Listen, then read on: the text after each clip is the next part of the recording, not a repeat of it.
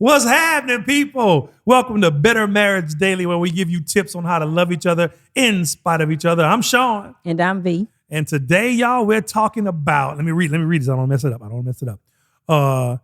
Letting go of self to have oneness with each other.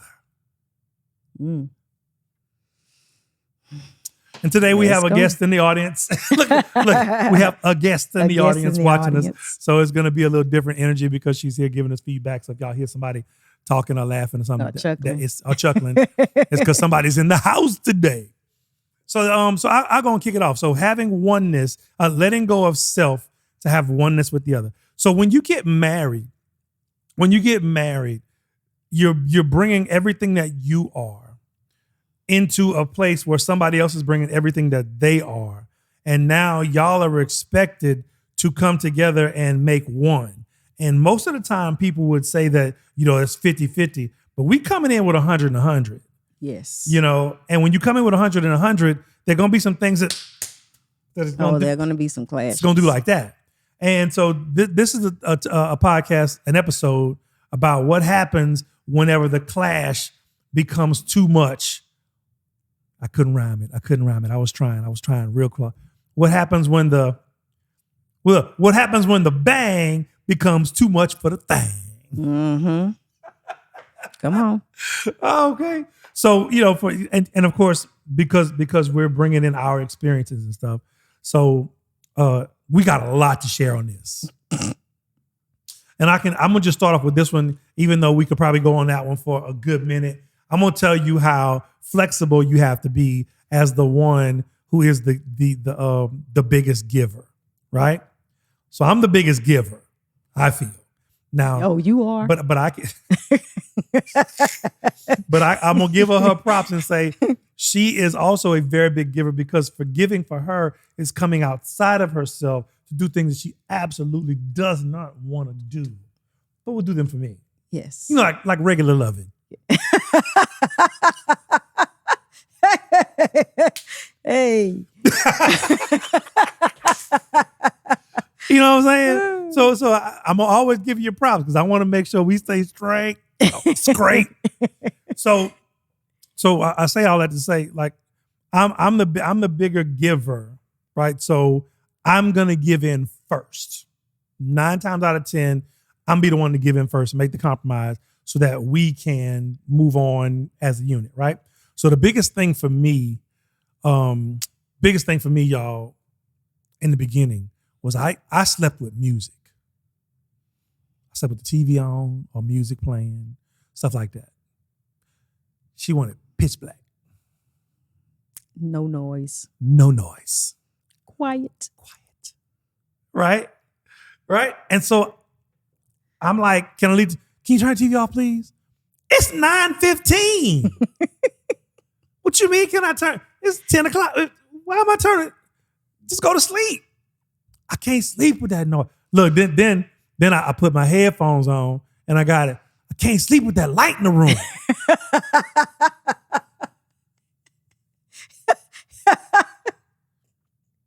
You got light in the room. I can't see it. Girl, your eyes are closed and your back is turned. How you see the light? But I still see it. The light of it. It's true. So I have a theory, right? So in college, I was one who could go to sleep in the middle of a party if I was tired. And so my theory has always been, if you're tired, you're going to go to sleep. The people who can't go to sleep when there's noise around are them nosy people. No, that's not true. People, just like them kids, like a kid be dragging like this. You tired? No. I ain't tired. No, as soon as you tell them you're going to go put them to bed, they're not tired. They're sitting up there, eyes hanging, dragging, about to bust their head wide open on the table just to be nosy. Can't go to sleep. I'll tell you right now, I ain't never had that problem. That ain't never been me. I know you haven't. I wish. I will go to sleep. I cannot. Good. I'm sorry. And wake up invigorated. Jump back in the conversation. What we talking about? Yep. This one right here. That is you. Dark. So that was the beginning of the relationship. Mm-hmm. Now fast forward 24 years. We got TV on now. We go to sleep with TV. I done got used to sleeping in the dark, in the quiet, in the black, in the nonsense. And so now I got to listen to TV shows, and I don't like watching TV shows. That's another thing. I don't like watching TV shows over and over and over. I just don't. If it's good. She will watch that stuff. Comedies, no, say what it is though. I love. It don't matter comedies, what it is. I don't care. I watch Raw. At night. I watch Eddie Murphy Raw, probably 2 times all the way through back in the day. Now I remember all the jokes, and every once in a while I come and watch it. And I watch part. If it was playing whenever I watched stuff like that, I'd watch it. That's if I got caught up in it, I'd watch it till it was over, and I knew the jokes that was coming and everything. So that was cool. But I didn't watch it 15 times. I'm that person. It don't take me that long to watch to remember it. Now I'm just going, okay, they're going to say this. They're going to say that. They're going to say that. They're going to say that. Oh, okay. I'm good. Yeah. But she'll watch all the old stuff. I will. All the old comedies before I go to bed. I do not. I need to laugh before I go to bed or something. I need something light. And now, if it happens to be something that I've seen, like, for instance, Martin. I've seen Martin from the first episode to the last probably 8 times. Yeah. And I will still watch it again, and I'm in the bed laughing like I did when I first saw it. Oh yeah, it brings me joy. Funny is funny. Yeah. Funny is funny. Yeah. But I'm just saying now you're like, I need something light before I go to bed. Oh yeah. I noticed that when I was working. So I'm gonna point at the contradiction. Now you need something light before you go to bed. Right. Before you didn't need no light so you can go to bed. Well, it's a different light. It's a different light. I needed no light. Now I need light. And you have to understand, I'm a different person.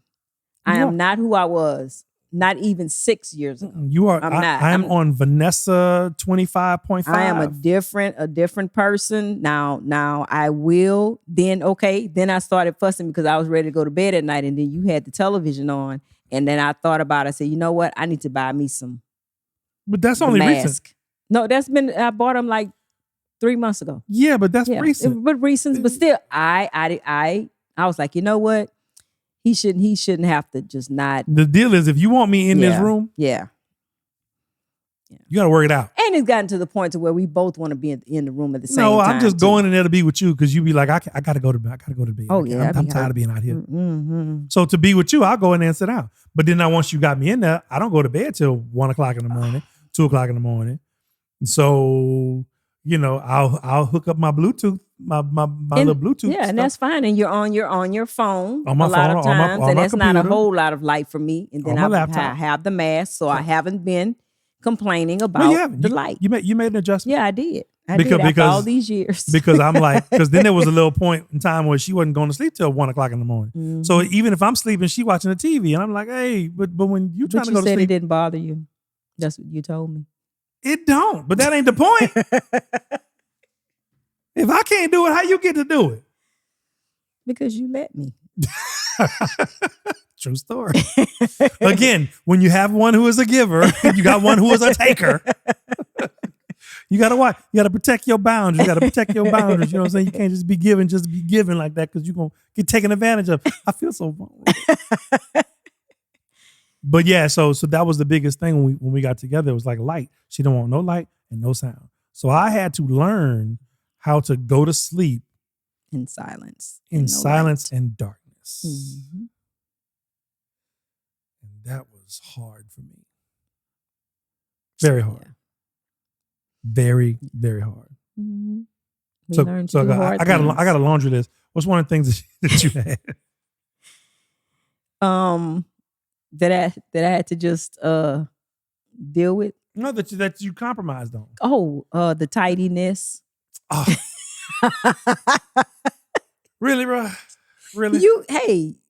Came up with that. This is your time. Exactly. Spend it how you want. It was the effort for Vanessa. It is everything has its place, and for Sean, not so much. So how did you compromise on that? Because I still be finding myself in places that you done cleaned it up. She cleaned. And don't remember what she cleaned. Well, yeah, that's true too. And swear for God in a loud tone that she didn't touch nothing. Yeah, the tidiness and just trying to. It's been sitting right here for like a whole month and a half, and when I need it, I come back to get it. It's gone, but we ain't touching. Because it sat there for so long, and I'm like, we ain't touching. I didn't. and will fight. I didn't. To say she didn't. Mm-hmm. I didn't remember. I don't remember a lot of times. I'm just. But she ain't gonna say she don't remember. I don't remember. She gonna say, I didn't touch that. Why you thinking I did? I ain't do that. And I'd be like, babe, I didn't do it. Yeah. We got a boogeyman. My thing is but my thing in my head, I'm thinking like, okay, I'm gonna remember where I put it. I just need it out of my way and right until now. Until then, I'm gonna argue with him and say that I didn't. No, I don't ever go through all that. Let's see what else. Like I said, tidiness and just the fact. Learning how to not be angry when things weren't in its place, to just have a conversation about it. And then I learned to tell you how I felt about it, how it made me feel. Like early on in our marriage, you had a bachelor's pad, you and Lil Sean. You know what I'm saying? So I had to give you that, like, okay, it's gonna take some time. But to just, you make it sound like we was periods. No, y'all weren't. But you weren't. I mess with you. You weren't me. I wasn't. We don't clean like mama clean. Yeah, we clean like mama clean. No. Yeah. So I had to learn how to communicate that without being angry about it, and by not trying not to lash out. I had to figure out the language in which to communicate to you how it made me feel. And once I did that, you hurt me. So that I had to come out of myself.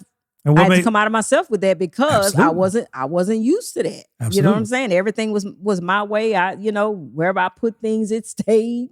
You know what I'm saying? And a fight come with it. And yeah, so I wasn't used to that. But once I learned how to communicate those things, and then you were receptive to my communications, then things started to work out. So what made you think that you needed another way to communicate? I guess why did you think you needed another way to communicate? And what do you remember? What spurred that thought process? Because there's somebody out there who's thinking, well, yeah, I agree, but why should I have to change? I mean, I'm gonna say it was just God, just. But my listening to myself. Listening to myself. I stopped to listen to myself when I said something to you about those things. And it came out like really harsh. Because I had been telling you how you talk to me. Right. And you would say, no, I don't. Yep. And I told you so much. I started listening to the way it came out of my mouth, and I'm like, oh, yeah, that is harsh. That's, yeah. I mean, so in like V, if you want him to hear you and to change, you need to communicate that in a different way. So I said, okay, why does it bother me so much? I had to ask myself questions. Why does, the fact that early on in our marriage, and this was like early on, like when we first got married, why does it bother you so much that when you leave to go to work and come back home, the bed is unmade? Why does it bother you? And so once I figured that out, first of all, I grew up in a house with a mother who was like, you're not even, you do nothing before you make the bed. So that was, that's something that I live with all the time. I heard that and I did that. So it was a part of me. But I realized that sometimes when you communicate to him, he's going to turn what you say off, even though it is valid. But why is he going to turn it off? Because it's the way that you are speaking to him, in the tone. I understood that, and I was like, okay, I need to change that.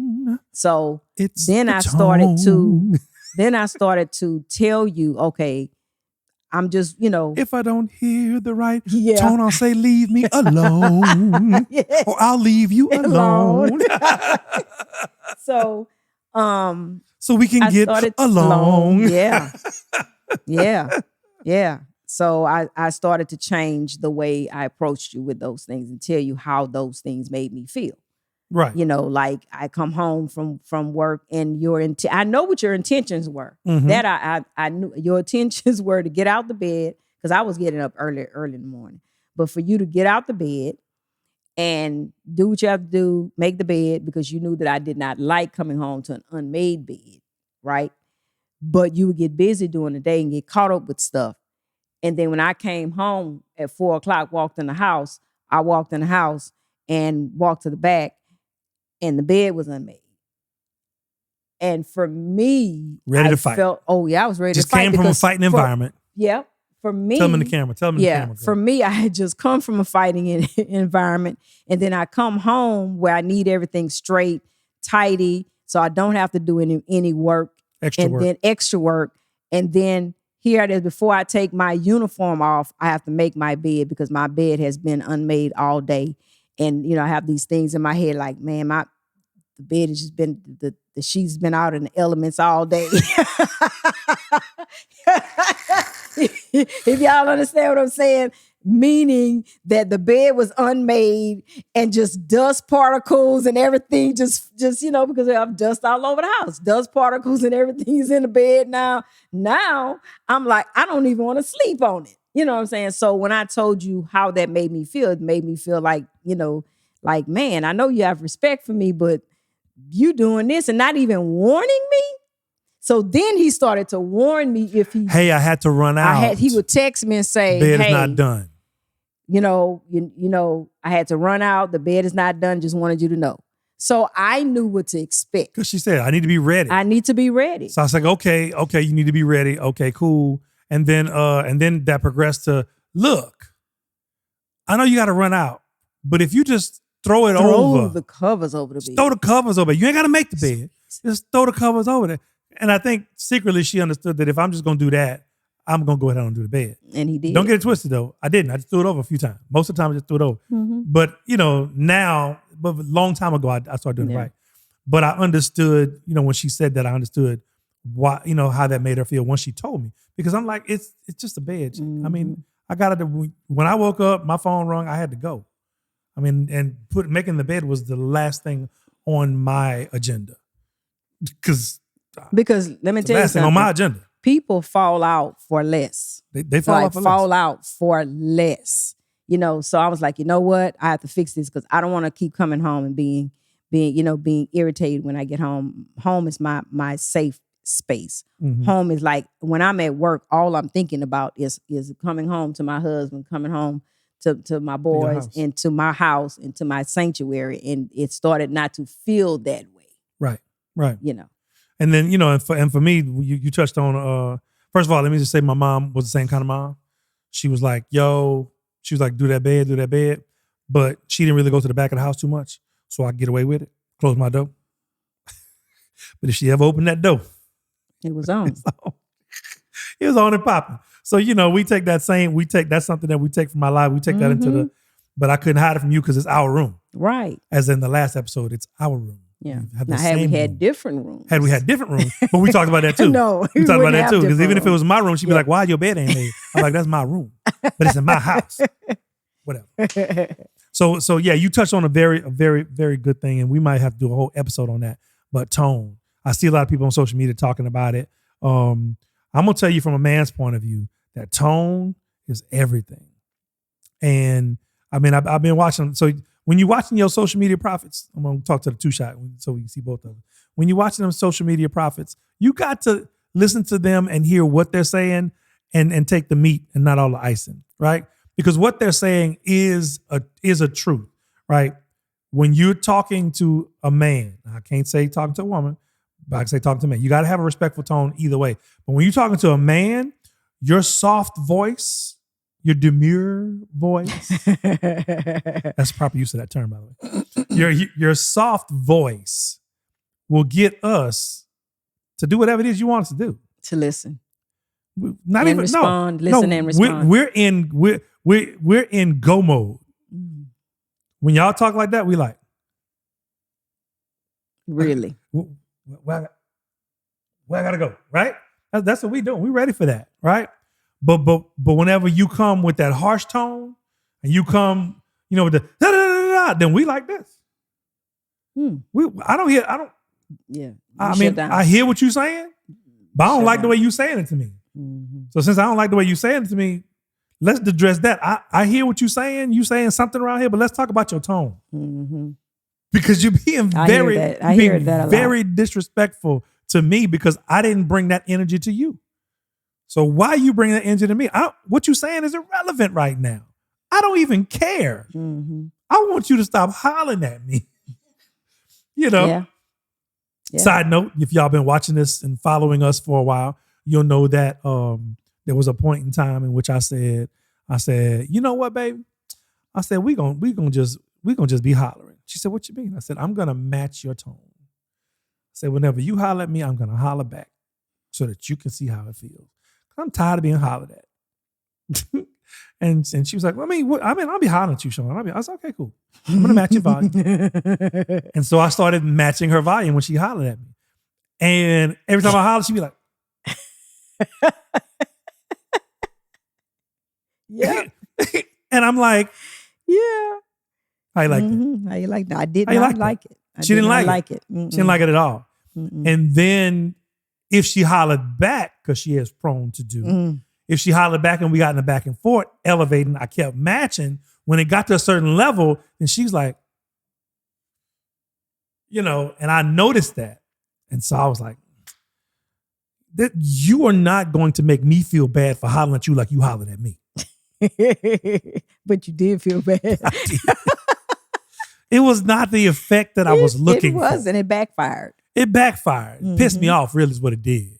And so I said, you know what? I was just praying about it. I said, you know what? And so over 2 years ago now, I sat in that couch back there. We sitting down there and I said, baby, I said, I'm endeavoring for the rest of my life never to raise my voice at you ever again. How I been doing? Been doing great. Not one time. Got close one time. Mm-hmm. A few months ago. It got close. But I'm always conscious of it because for me, it's never that serious. It's never that serious, right? So that's a compromise. A big compromise for me is allowing another person to holler at me in my own home. And then figuring out how to articulate that that's not cool. Yeah. And and I give her all the credit in the world. Like I said, most people look at our podcast. Some of y'all might be looking at our podcast, especially the people who are really hardcore on the woman side. Y'all might think that I'm bashing her, but I'm not. I'm praising her because the truth of the matter is she's had to do the most work. Oh, definitely. In being a part of a two. Yes. I've had to do the most work in compromising and accepting what she was going to give me. Yep. Was I happy about that? No. Was I vocal about that? Yes. Did that make you change early? No. It did not. She said, I don't give up. Bleep. Yeah, beep. And so I just want y'all to know that that's not what it's not a Vanessa bashing situation. No. It is just being very transparent with y'all, letting y'all know this has been our life. Yeah, this has been our life. This has been Has our it life. been easy? No. But has it been something that's very rewarding? Absolutely. And to get where we are today, almost 24 years later, 24 years in 2 months. In 2 months, it'll be 24 years. It's totally worth it. And it's something that's doable, which is why we decided to do this podcast, is because the things that we've been through, everybody can use. And if you've been married less than 24 years, this is for you. If you've been married more than 24 years, you can find a nugget in there too that'll help you improve your marriage. But anybody less than 24 years, hey, we the experts in your life. Until you get past that, that certain amount of time, you need to have those tools to be able to to draw upon whenever you're in it. So another compromise is in the bedroom. Oh yeah. Welcome to my life, y'all. She say, "Oh yeah." Oh yeah. Oh yeah. So then you get into the bedroom situation. There's always one partner that wants it more than the other one. There's always one partner that wants it more than the other one. So now when you got one that wants it more than the other one, what do? There's going to have to be some compromise for sure. Definitely. Somebody going to have to be, somebody going to have to be sealed. No, I'm joking. No, that's not. Color Purple reference. You either know or you don't. Yeah, man. Yeah, somebody's gonna have to compromise. And one thing that I saw recently was a married couple. They were talking, and the guy says that one thing that they learned and they know from just other marriages is that not more times than not there will be one person that will want to have sex more than the other. And that's just yeah, true. Like you hardly say another word for that. ever. Don't say the S word. Yes, They might take us. I just been seeing people bleep it. Anyway, want to be together more than more come together. Say, get booty. No, don't say that. I'm not gonna say. I can't stand it. That may want to come together more than the other. And just in talking to people, I find that to be pretty much true. Yeah, very and rarely. So the answer was. The answer the guy gave, or the woman gave, was just do it, even though you won't more times than not want to come together at the same time or have the idea to come together at the same time.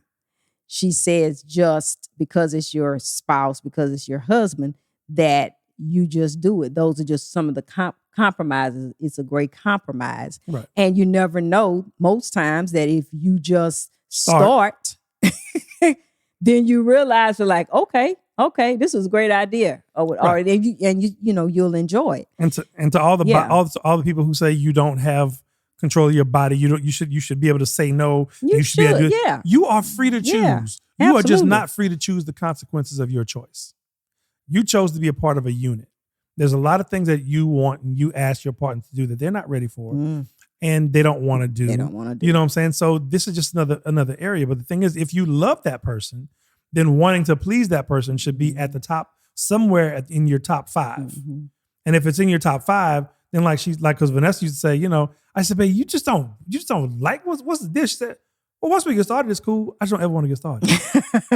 I'd be tired. I mean, it's true.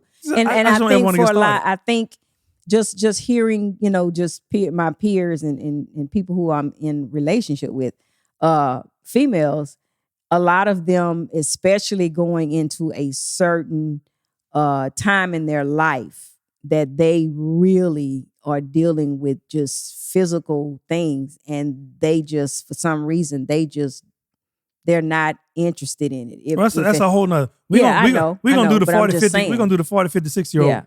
And in the bedroom podcast later. But I'm a lot older than some of these people. Go back to the 2030s. The 30s. The 30s for you, the 30s and 40s. Yeah. 30s, yeah. I kept getting all these lies from the industry, from the media. I'm gonna hold a microphone. I kept getting all these lies from the media and the industry.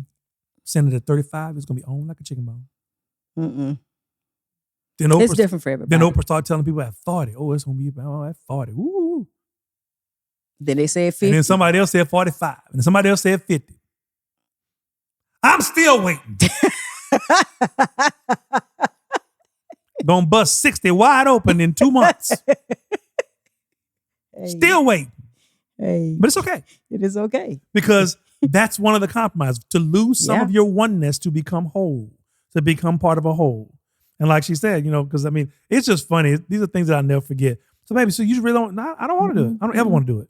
I'm be honest with you, Sean. I don't ever want to do it. Listen. And she's in the bed. She's like, listen, I don't ever. She's popping neck and everything. I don't ever want to do it. Ever. I say, listen, don't be offended by it. I'm just. And she don't be laughing like that, y'all. She be saying, like, don't be offended. I can laugh now. Yeah, because how foul that sounds. In my mind, I'm like, don't be offended. We in the bed. I'm in all my vulnerability. And she's like, look, I don't never want to do it. I'm like, seriously though? Like, never? She's like, I don't never want to do it. But once we get started, I'll be like, okay, cool. Yep. I'm good. And I enjoy it. I just don't never want to get started. Yep. I was like.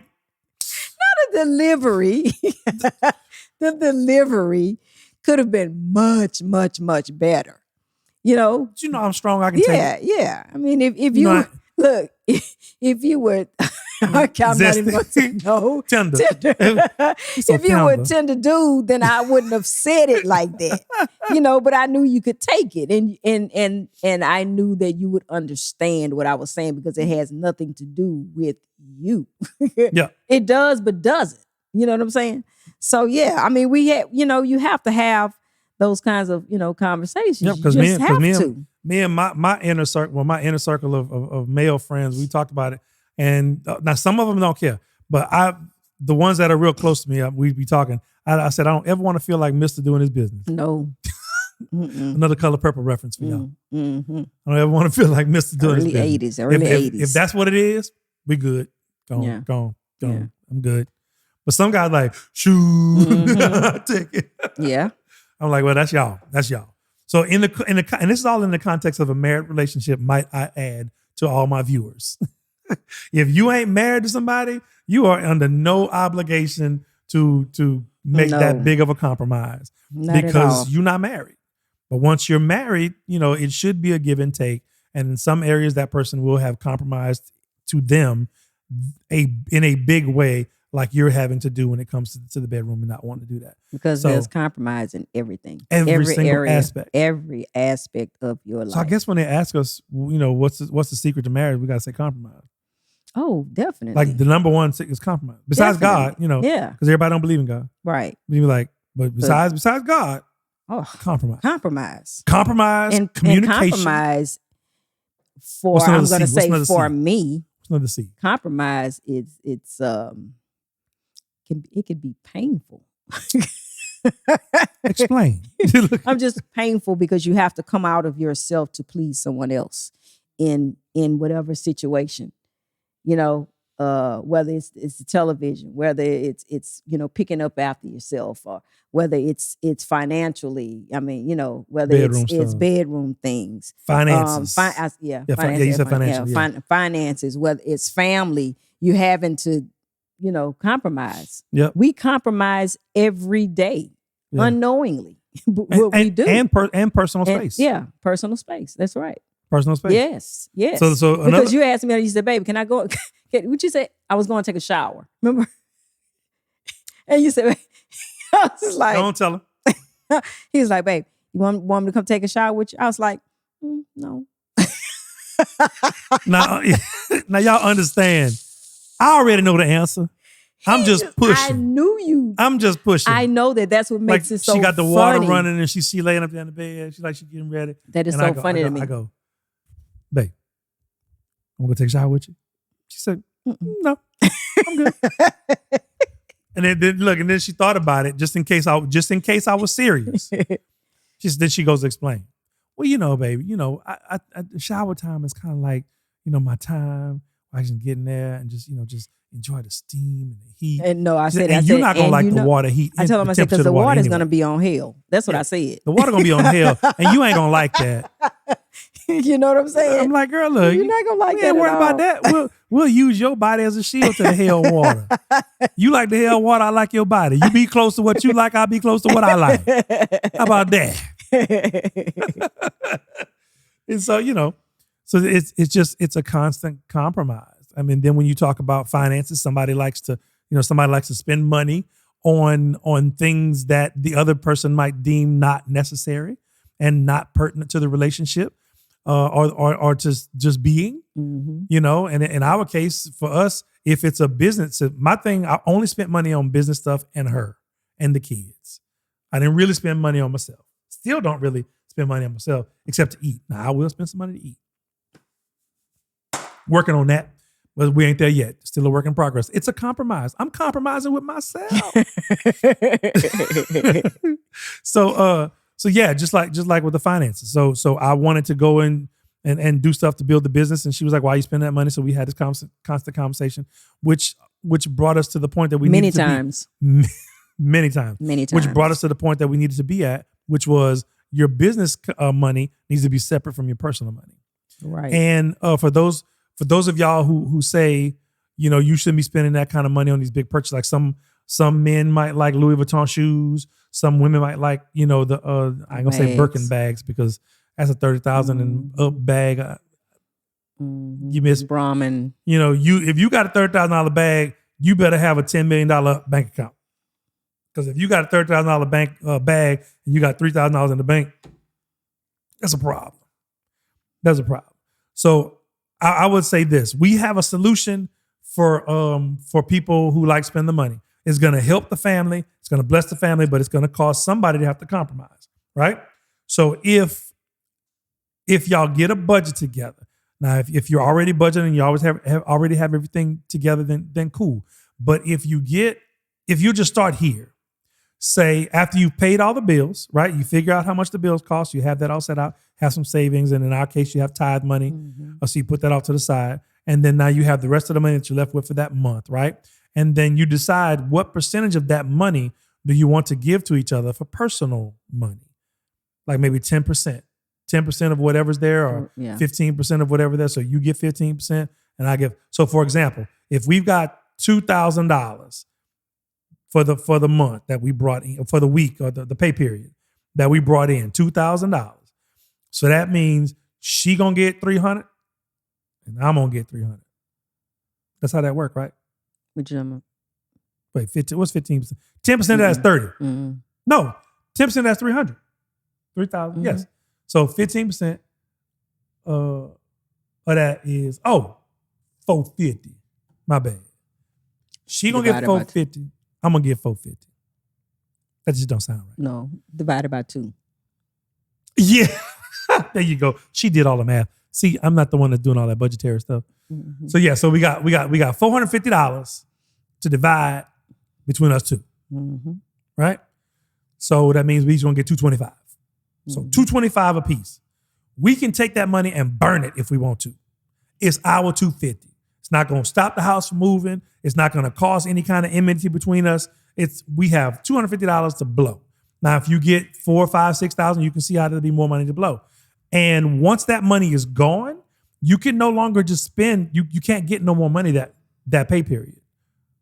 Not until the next pay period. Another pay period. The next increase. Just somebody else brings some more money in the house. Can't do it. That's a compromise because you want to make sure that the house is taken care of. Right. And if somebody's spending an exorbitant amount of money on depreciable assets, then that's not good for the house anyway.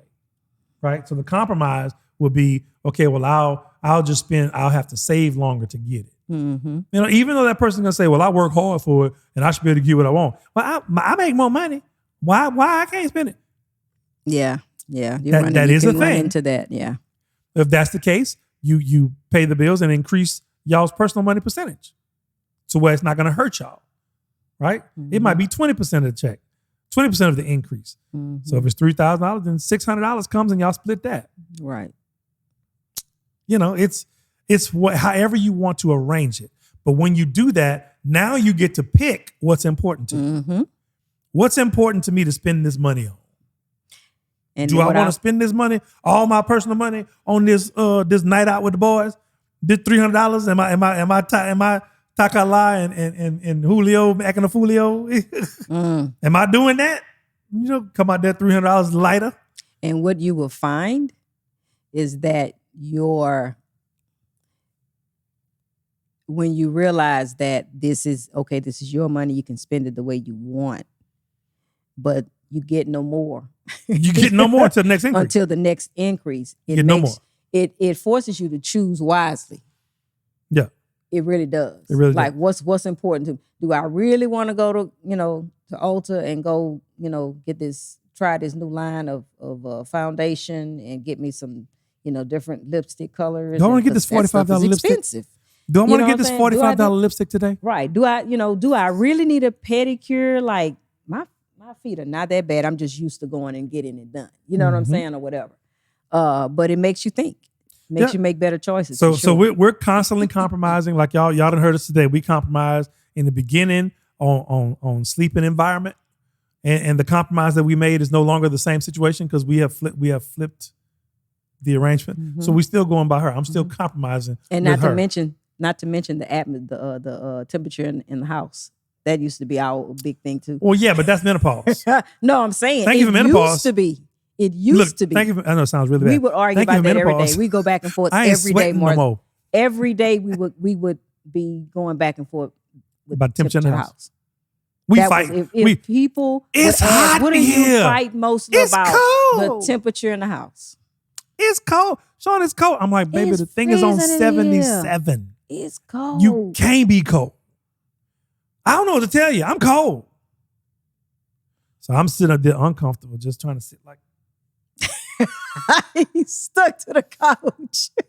Stuck to the couch. Trying to sit, just sweating on my itching under my arm because I'm sweating and then stuck to my skin. Stuck I'm like, to the couch. ugh. But today, oh, it's beautiful. I'd be like, girl, you got that air conditioner on? I had a hot flash. So I had to turn it down. It amazes me. It really does. We've been amazed. So yeah, so you got to give up some part of you. And again, don't look at it as a negative. It's not a negative. It's not. It just is. Because I love her so much that I want her to be happy. And if that causes me to be uncomfortable for a little while, I got to see how big that is on my level of importance. How important is this to me in relation to you? It wasn't important for me to sleep in quiet. I mean, I didn't want to. And when I go on the road, I wouldn't. You had your freedom. I have a freedom. But I mean, but at home, I mean, it was a compromise. And then for her, you know, like I say, she ain't never wanting to and ready. But then, like she used to say, when I come with my eyes shining, shine, say that, you come with your eyes shining. And I get back home. I done been at work all day. She was a corrections officer. I done seen these things all day long. Unwanted seeing of these things. Unwanted. The last thing I want to see when I come home is one of those things. Yes. And here you come with your eyes shining. Do Yeah. the squinting. And here you come with your eyes shining. Yeah. Yeah. But we made it, y'all. We made it. And I'm going to tell you right now, I'm good. I'm good. You ain't got to worry about me. Just like she ain't got to worry about, I ain't got to worry about somebody complimenting her more than me. There's no cracks in the foundation on this end. None. Great job. None. Hey, Coach. Great job, Coach. Yes, indeed. So look, y'all, we have given y'all, you know, some examples, but there are many more examples on how you can give up a little bit of oneness to make sure that you as a whole is strong, right? You're going to have to give up some of yourself when you're in a marriage situation. But the thing is, you want to. I love her so much that her happiness means more than my happiness, if that makes sense. You know, I want her to be more, I want her to be happy more than I want me to be happy. But at the same time, I expect the same from her. Yeah. And a lot of times in the beginning of the marriage, I was like, bruh, you make me want to leave, leave you alone. You know, I'll be like, man, come on now. Yeah. Come on. I just need you to help meet me halfway. And you're like, nah, it's all me. Ooh, I wouldn't want to go back to those days. Me neither. But, you know, like I said, once we was in it, we was in it. No, absolutely. And I was going to make sure I said that there's no D word in my life. And I was going to make sure that everything I had to do, whatever I had to do, I was going to do it to make sure that we were good and that we lasted. You know, if that means I had to take some L's in some certain areas, I'm going to take them L's. Certain things are non-negotiables. You know, and another thing, ladies, I'm going to be simple. I'm going to be very, very upfront and clear with y'all. As men, we only need two things. Food. And most men can feed themselves. You want a happy man? Yeah. He can feed himself. But if you want to add this one to this one, facts. You going to feed him, man? Oh, what? You ain't going nowhere. Not granted, I know some of y'all gonna be in the comments, shoot, I gave my man everything and he still ran off of it. Yes. But you also have to know what your man's personal A1s are. What are his top priorities? Yeah, you might have kept him there, but you disrespected him every day. You might have kept him there, but you never asked how he was. You might have kept him there in that area, but you never said, hey, I love you. Or you never said, hey, are you okay? You know, because it don't take much for somebody to come, like we said in the last one, whenever you leave a crack in the foundation, that crack becomes a crater, then a canyon, and then an ocean. So your job, while it's a crack, go put that Bondo in there. Go and fill that crack up, close that off, smooth it around so that you don't have to work. Because once it gets a crack and something is coming through, you know, poof, you got to work it out. Got to work it out. Absolutely. So y'all, we've done it, y'all. So until next time, I'm Sean. And I'm V. And this has been Better Marriage Daily, where we gave you tips on how to love each other in spite of each other. So until next time, we'll holler.